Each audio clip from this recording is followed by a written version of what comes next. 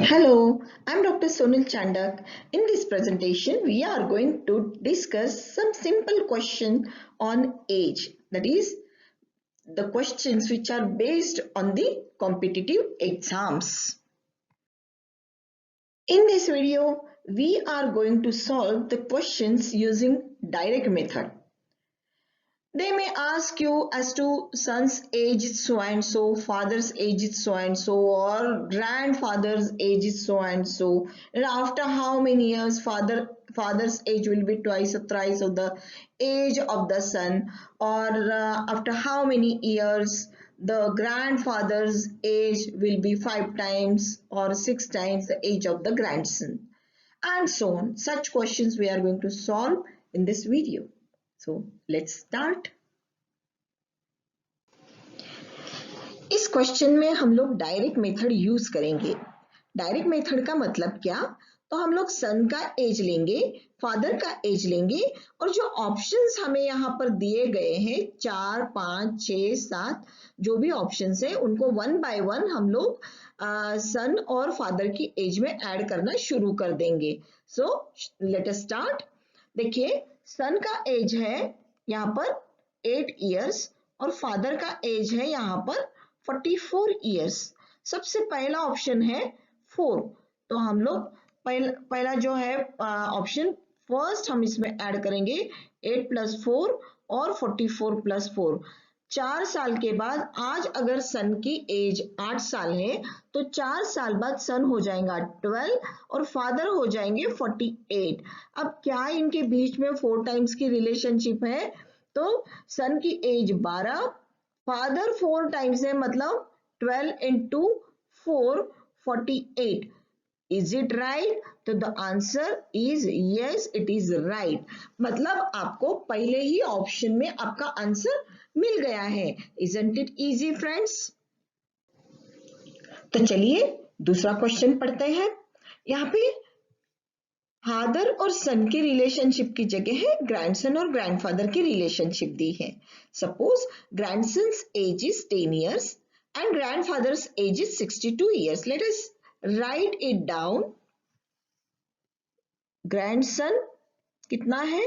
10 साल का, और ग्रैंडफादर है हमारे कितने? 62 years के. क्वेश्चन ये है कि after how many years grandfather's age will be 5 times the age of the grandson. इसका मतलब ये होता है कि ग्रैंडसन के 5 टाइम्स ग्रैंडफादर होने चाहिए. कितने साल बाद ये कंडीशन हमारी क्रिएट होने वाली है? कौन सी? That the grandfather is 5 times the age of grandson. ये कंडीशन हमारी कितने साल के बाद क्रिएट होने वाली है? Let us use the direct method. यहाँ पे डायरेक्ट मेथड यूज करने के लिए पहले 4 ऐड करेंगे. तो हम जब 4 ऐड करते हैं तो देखिए क्या होता है. हम लोग 10 में भी 4 ऐड करेंगे और 62 में भी 4 ऐड करेंगे.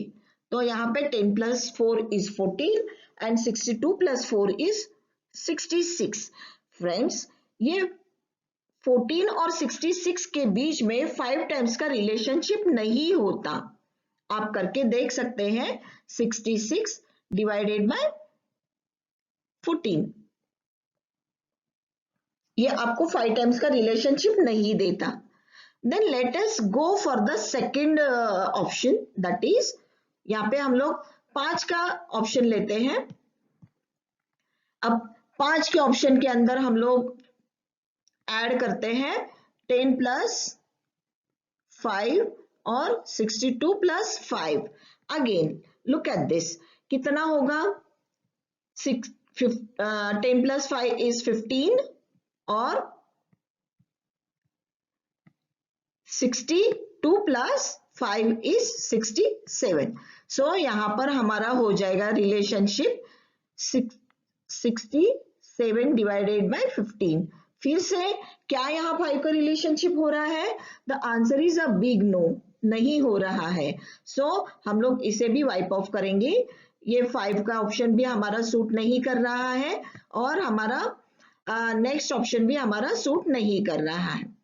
सो हम नेक्स्ट पॉइंट पे चलेंगे, फटाफट करेंगे। अब next is let us add 3 to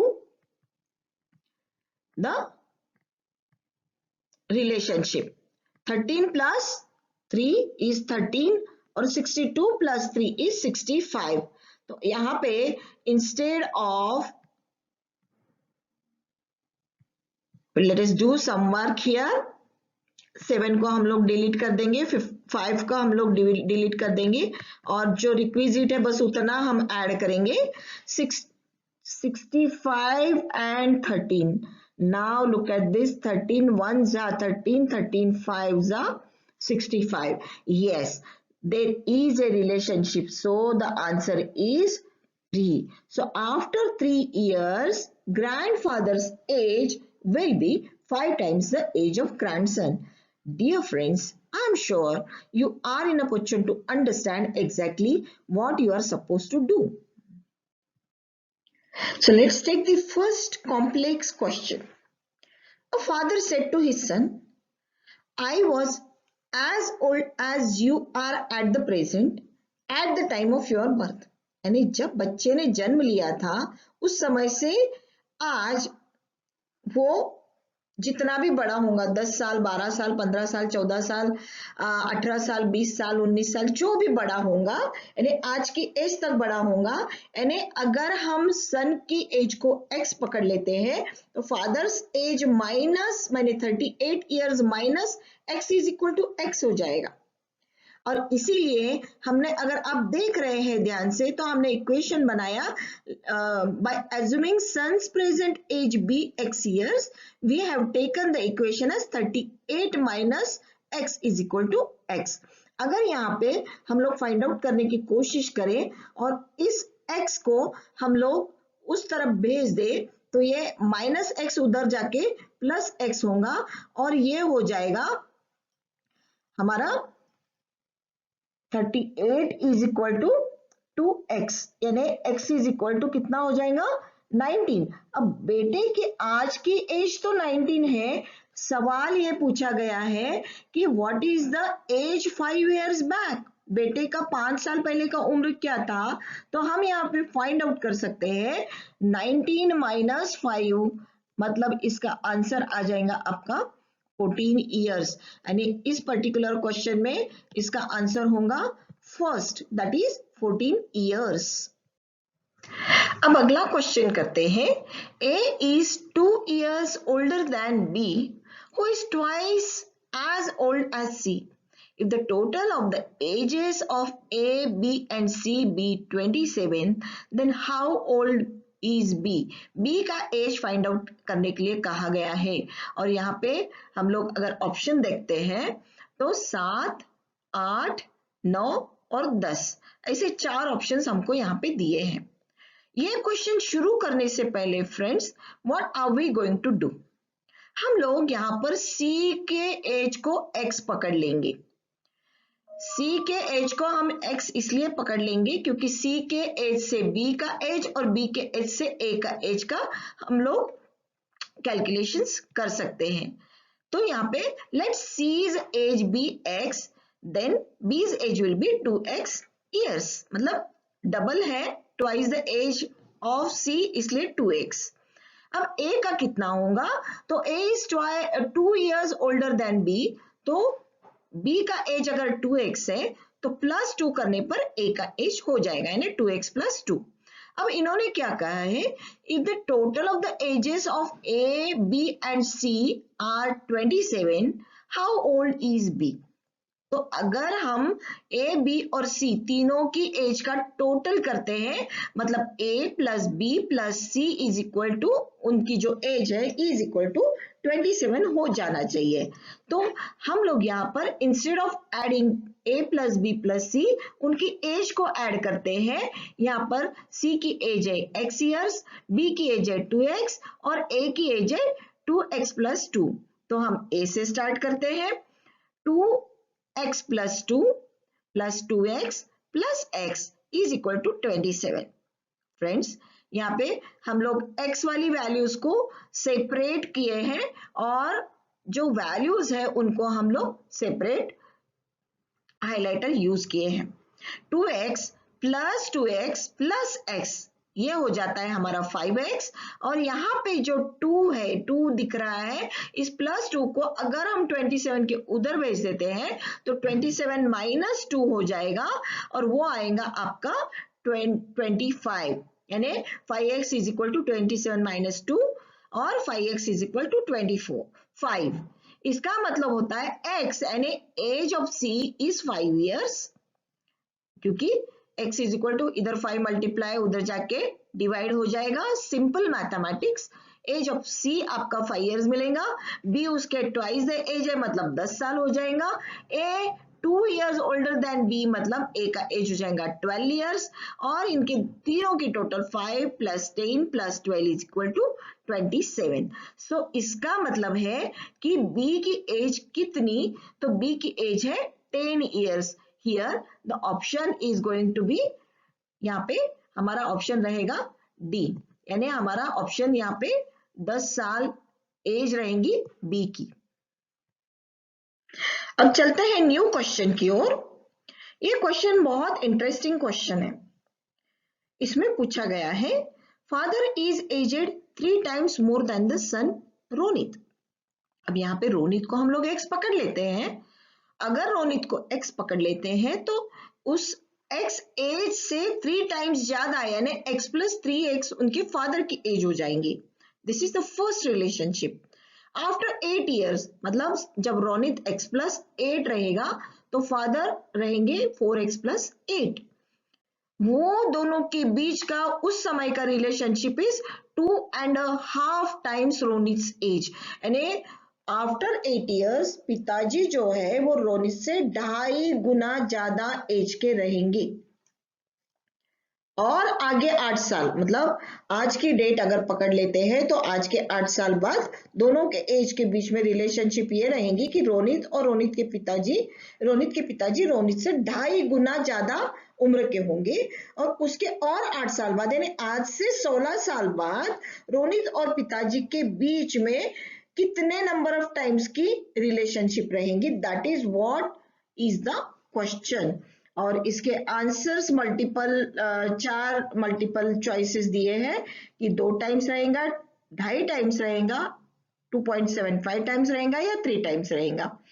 जैसा कि मैंने कहा हम लोग यहाँ पे रोनित को अगर x पकड़ लेते हैं तो पिताजी की एज हो जाएंगी x प्लस 3x ईयर्स मतलब 4x ईयर्स। अब 8 साल के बाद में क्या सिचुएशन रहेंगी, तो पिताजी रहेंगे 4x प्लस 8 और बेटा रहेगा x प्लस 8।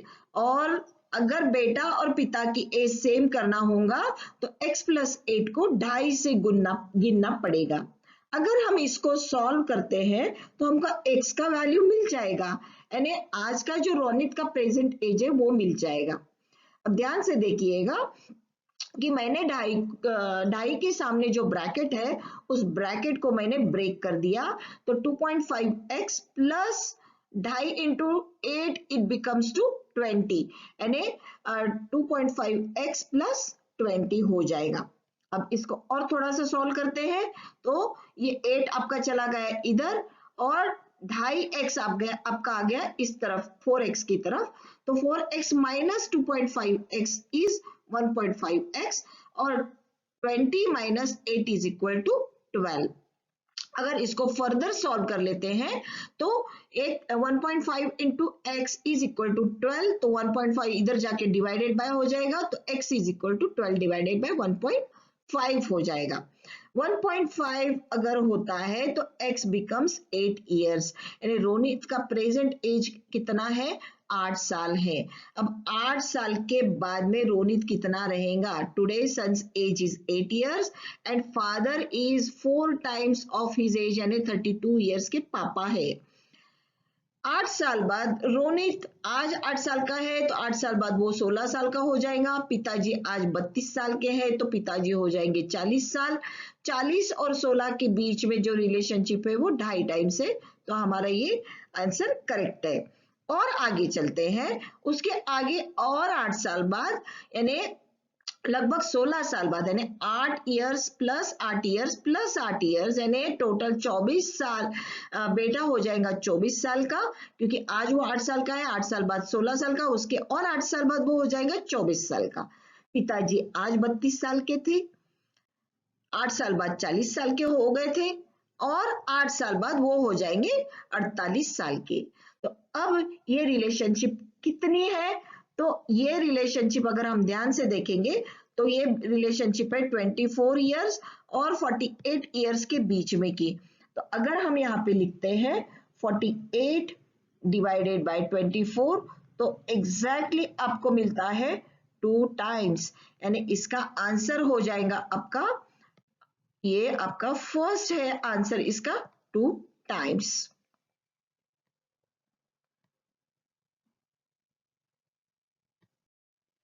सो फ्रेंड्स, जहां सिंपल क्वेश्चंस दिखाई देते हैं, डायरेक्ट रिलेशनशिप दी है और कितने नंबर ऑफ टाइम्स है, इस तरीके के क्वेश्चंस पूछे गए हैं, तो आप वहां पे डायरेक्ट मेथड का इस्तेमाल कर सकते हैं। डायरेक्ट आप आपके जो ऑप्शंस दिए हैं उनको डायरेक्टली प्लस माइनस करके आप रिलेशनशिप को चेक कर सकते हैं, फॉरवर्ड और बैकवर्ड दोनों भी।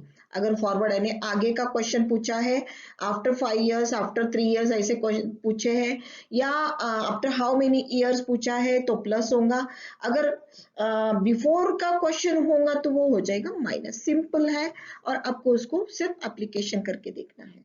पर अगर कॉम्प्लेक्सिटी लगती है, दो या दो से ज्यादा रिलेशनशिप्स दी हुई है और आपको कुछ बेसिकली इक्वेशन फॉर्मेशन करके निकालना होगा, तो एक्स फॉर्मेशन इस्तेमाल करके या एक्स को यूज करके आप आपके आंसर्स इजीली निकाल सकते हैं। हाँ, वर्कआउट बहुत जरूरी है, अपने साथ एक पेन और पेपर रख के वर्कआउट्स करना, थोड़े से टेबल की जानकारी रखना अपने आप में बेहद जरूरी है। Thank you so much.